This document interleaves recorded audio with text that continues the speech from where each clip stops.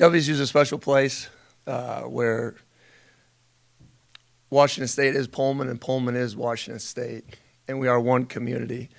And on Saturday, we lost a member of our community, 13-year-old Zion Bischoff, to a tragic accident. And our condolences from our football program go out to Zion's family, his friends, and everyone that knew him. He was a great young man. He was friends to Riley Dickert, Colt Whitworth, Titan Miley, Peyton Malone, and many others. So on Saturday after the game, Riley didn't need Coach Dickert, she needed Dad. And we're going to honor Zion at this game with a ZB patch on our helmet. And once again, from our football program to the Bischoff family, we just really offer our condolences, prayers, and thoughts. And to everyone, in our community, we're with you. It was a tough day. It's a tough day. So I know that's hard to transition from. But at the end of the day, obviously, from the football side of it, very disappointing loss. We went down there with one mission and one mission only. I thought when I watched back on the film, the guys were focused, they were energized, and at the end of the day, we played a bad half of football in all three phases. And I think that's what you saw there. Offensive penalties, we weren't able to overcome in the second half like we did in the first half. Defensively, we're not able to contain four. Then obviously couldn't get it going in the special teams game. Thought we had a big play, and penalties in that phase as well took us back. And we've been a really good team responding this year, and we were one response short of finding a way to win a game in the fourth quarter like we have most of the season. So our team will be defining how we respond to this. That's what we talked about after the game. That's what we talked about this morning. We have a commitment to finish here. That isn't just committing to finish because we're in the playoff hunt. It's a commitment to finish to each other and our team. And there's 50 other teams in the country that would switch places with us and be 8-2 with where we're at. And obviously we get to go to our Pac-12 brethren. Obviously a rival of ours for a long time. Got to travel there. It's a great environment. It's a tough football team. We go from playing in space the last 5 weeks to playing in a phone booth. And our physicality and toughness really has to show as a football program because got a lot of respect for Coach Bray, got a lot of respect for the Oregon State football program. It's going to be two really hungry teams. Okay, I think both of us are obviously extremely disappointed with last week's results.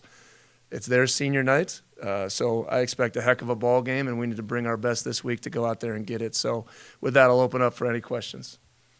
Coach, you mentioned the kind of the bad half of football. It just seems at times on the road the third quarter has been a struggle. I think it's 41-10 now, no touchdowns since the Apple Cup away from home. What do you think is maybe the root cause of that, of why the third quarter seems to be giving you guys some trouble on the road? That's a really good question. I'd have to look at possessions. Obviously, we get the ball out of half, up 14, feeling like here it is. Here's our time to go knock them out. And we never got an opportunity, or we never willingly went out there and ran the ball to continue to finish, to stay ahead of the chains. They got momentum as that went, and I meant it. In the first half, if you really look at it, every time we got behind the chains, we found our way out of it, right? In the second half, you can't keep doing that, right? And, those third and longs, we lost all those third and longs in the second half. So we've got to be better in that phase. And then obviously defensively, we got to do a better job of adjusting and staying ahead. They got to a couple different things and packages that they saved for the second half, and we got to go out there and have the ability to go out there and knock those things out and tackle better in space and be more aggressive with our defensive front. And they made the plays at the end of the game, and we didn't. It felt like that, maybe even just kind of watching that some of the defensive calls were late getting in. There was maybe a couple times where kind of trying to get the defensive line. What was that kind of a root of? Or what was that? What was the reason for that? I think those are the things that we've addressed as a coaching staff. I think the one thing as a player, and you're out there performing in a stressful environment, you need the call. You need to get that earlier so you can play, react, communicate, all that type of stuff. So we've addressed that, and I think that's important going forward, that the best calls are the ones our guys can get and execute, period. And that's in all three phases, not just defense. So I think there's times we're looking for getting perfect calls to X off and some of the obviously tremendously odd formations that they were doing. when you went back and watched the tape, it reminds you a little bit of the Arizona State from last year, where you just get 40 odd sets of unbalanced and motions and X off, and didn't stay ahead of the curve there. The timeout thing at the end, did you mean that the book tells you not to use your timeouts in that situation? No, or? I mean, it's just one of those things. And we looked back on it and analyzed it and talked to those guys, and I got to do a better job once it crosses the 20 of letting it rip. The 3rd and 1 is when I really should have hit it there, right? Once it gets inside the 10, yep, call your timeouts, let it roll. The one I called after the 2nd down because of the injury would have been a timeout, but he did not take the 10-second runoff. So there was some obviously things at play there, but I probably got in a defensive mode too much there, and admittedly, after the 3rd down play or before the 3rd down play, should have called the timeout. Okay, so I was making sure that that you're saying that the book tells you not to use your timeouts in that situation. Inside the 10-yard line, yes. Right. What goes into that thinking, and what Well, makes some you of it's want to analytics and gut and feel, and they need a touchdown. They can't settle for a field goal. Once they can get all their plays in inside the 10-yard line, that's when you got to start using them. But at the end of the day, it took a lot of from myself. I told the guys that. I look in the mirror a lot. Game management I take really seriously. I study the hell out of that. And, once you're under 2 minutes, in that type of situation where it's a high-scoring game, this isn't the Apple Cup, it's not 21-19.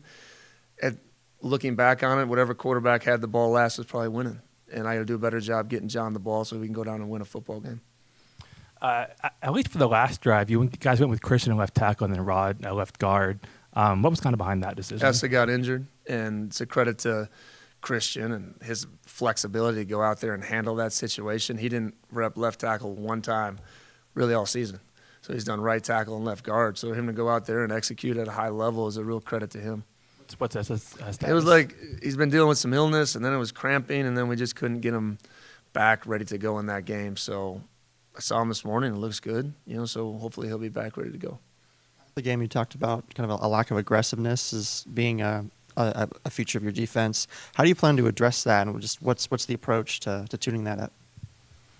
I'll try to keep that a little bit in-house, but, we're doing a bunch of things that, we got to go out there and put our guys in position where we can't stay static. I thought we were too static on Saturday. Obviously, the QB run game, you got to flatten out your defense. You got to play quarters. You got to crack replays, but they did a good job of, making our safeties from depth come down and make plays. And eventually you got to keep adjusting and use the defensive line in different capacities, which I thought that's what, looking back on the film, we needed to do quicker.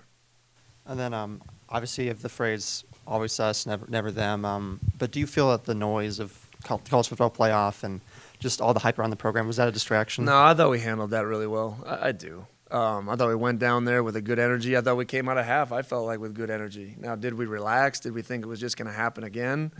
I don't believe that. The biggest thing, I believe in this team. Okay, this is a big setback, and I'll own this. Our players are own this. It's not the performance we needed in that moment to go out on the road and win a game against a team we're highly capable of beating. But you got to execute, right? I told them all the time, and it's a good lesson to all young guys. Just because you're more talented, that doesn't mean you win football games. We've been doing that to other people for years, right? You got to execute, and you got to own your responsibility, and it's us as a whole program doing it together. So, the leaders on our team, I just told them, everyone's going to show who they are. The true character is going to show. Not it's all lost, and we got an opportunity to play for a major bowl game, potentially have 10 wins in a season. That's only been done 6 times here. So just a really cool opportunity for our team and a lot to play for. A follow-up to that, just you talked about a lot to play for in the message of that. How are players receptive? Are players receptive to that? And just what have you noticed about the team's focus going forward? Yeah. Ask me tomorrow morning after practice, right? Because if you're an ultimate competitor, hell, you show up ready to be on fire tomorrow, right? Because I'm a big energy guy. I've talked about that a lot. Frustration is energy. Okay, where do you put the frustration? I put it back into the work. I put it back into how I showed up today. Same thing with a player, right? Or you put it into having an attitude, blaming and complaining, right? I mean, that's not an option if you're a high elite competitor. And I think we got a lot of those guys in our locker room. So they're ready to get back to work. They're excited about the challenge. And, it's unique because it's obviously our first familiar opponent. Normally when you're in a conference, right, hey, what did they do against you last year? How we defend this, right? Same people, same players. This is the first time all season we've had that. I mean, kind of amazingly, right? So you're watching what you've done. I know they are new staff, but this is Oregon State. same defense, extremely similar offense. So you're watching how you've played and performed in the last few years, and going forward, all those things that are important. So that's kind of our focus right now. Coach, you said a couple of times that you guys are defined by the way you respond to this. What does that look like for you guys, and what are you rallying around at this point in the season? Look, because at the end of the day, the messaging from the leadership and as a head coach is, whether you win or lose, does it ever really matter? You got to go right back to the next thing. It's being 1-0 a new week. It's handling success adversity. It's handling the learns from losses. It's all those things in conjunction. So not that whether you win or lose doesn't matter, but it makes you feel good winning, right? But at the end of the day, by this time, we come back this afternoon at 4:30's meeting, you got to be snapped into the next challenge. So that's where our guys need to be. And obviously coming off a loss, I expect them to be ultra focused and energized and ready to go to work. Coach, is the message based on where you're on the season similar or different, compared to Boise State after that game and then after New Mexico? I think very similar. I thought the best part about that, seeing it now, is that we responded very well to that. That was also a bye week. We had a couple of days to stew over it, get healthy. Now we're right back on target and right back on schedule and rhythm and timing, and have to go back-to-back weeks on the road. So we got to get our horses to the race. We got to get healthy. They got to play fast. We got to be extremely physical. So our week of preparation, and I told those guys this afternoon that, or will tell them that our scout teams, man, you got to bring it this week. This is a physical outfit we're going against on both sides of the ball.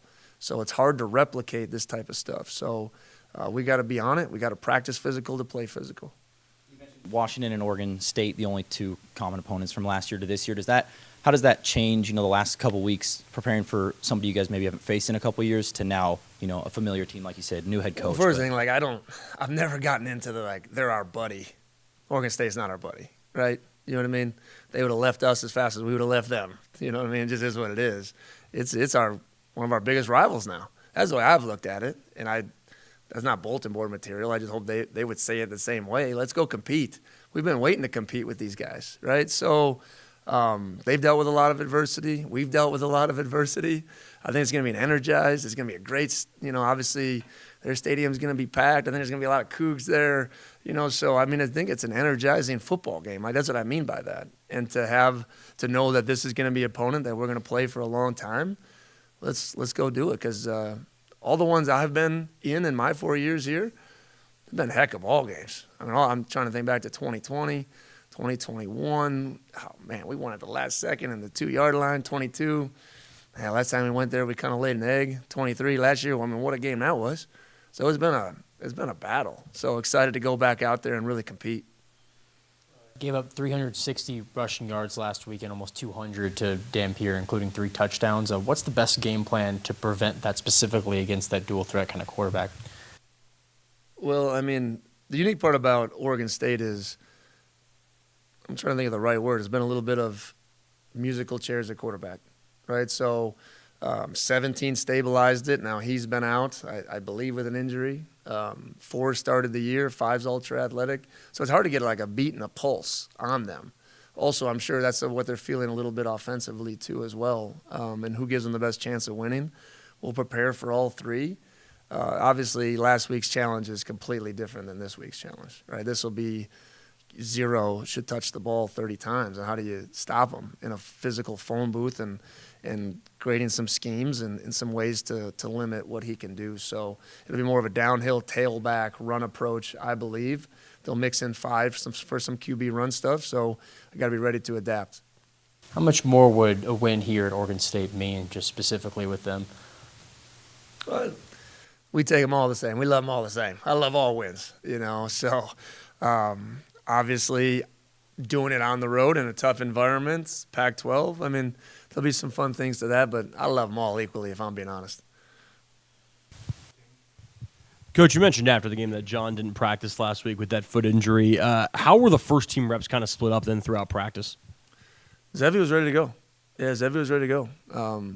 He knows we need him. He was ready to go. So once we knew it wasn't broke, we knew we'd get John back eventually, if not this week. So John's a warrior. And right out the gate, he did everything he could.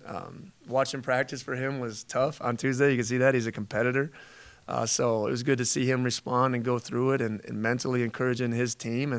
And Zevi was competing, ready to go. And he knew if he was called upon, he would deliver. So really happy with his presence and what he did throughout the week. Is that something that happened against Utah State with John? Yeah, on the fumble. You kind of look at this past week, and you look at Bobby Terrell and how he's kind of gotten involved in, I think, upwards of 30 snaps, and we've seen his role grow. Just where have you seen him kind of find that opportunity, maybe with Quinn a little banged up, to see him kind of, I think he was second or third on the team in snaps by an edge? Yeah, I mean, I think you look at Bobby, and our edges are all very different, right? So in space games, I think Bobby gives you, a lot of things with his athleticism, his pass rush, and things like that. Versus this week, like Nusi's got to deliver. I mean, it's physical, it's tight ends, it's downhill. That's less of Bobby and Ram's game. So I think we're kind of playing a little bit by personality there. Really hoping to get Quinn back because Quinn knows these wars. He knows this, like, get dirty, aggressive, physical type Oregon State offenses, and that's his type of style and players. So, and then Cyrus kind of blends between those two. So I think it's more the style of game than anything for Bobby. And then just anything injury-wise, kind of where Andre maybe is at, and then just anything else, the guys you're not expecting. Andre won't be back until bowl preparation, so he just hasn't kind of got back off that high ankle. Dev hobbled off the game, but he kept competing through it, so we'll see how we go throughout the week. Everyone else feel very, very comfortable, I believe, with where they're at. So Buddha's good to go then. I was going to ask about that after the game. Yeah, well, Buddha's the one. Yeah, he's the one I got to see how he kind of responds as we go throughout the week. What kind of injury is that? Shoulder deal. Shoulder. Okay.